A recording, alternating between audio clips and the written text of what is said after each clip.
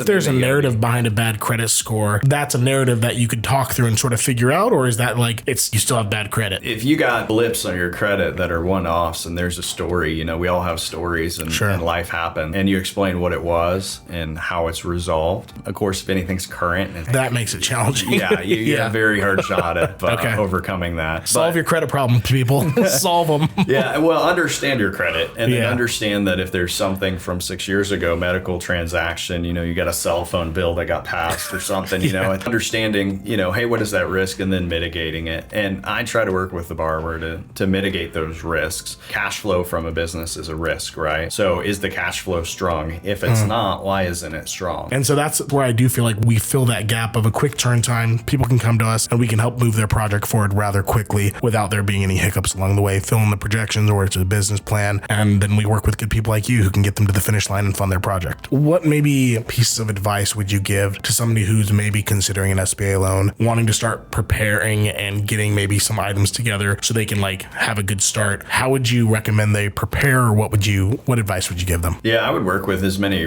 resources if you have. Hopefully you're surrounded with a network of folks that you can reach out to find, kind of that lender that makes sense, that's a good fit for you. Hopefully you're working with a lender that can have that relationship, that can have that conversation, that if you're in the very early stages, say, hey, this is what I'm looking at. I need somebody to help guide me along through this. And that lender's there to kind of help you. So that need might be today. Somebody might call you up today and say, hey, I need money tomorrow. Well, let's talk about that, right? Sure.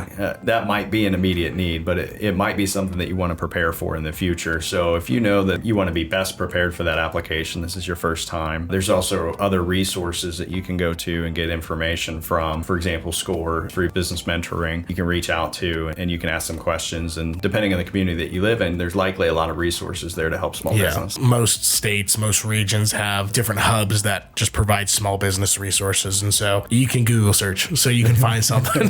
There's a lot of resources available. I'm familiar with most of them throughout Indiana, but there's somebody nationally, there's a resource available. Totally.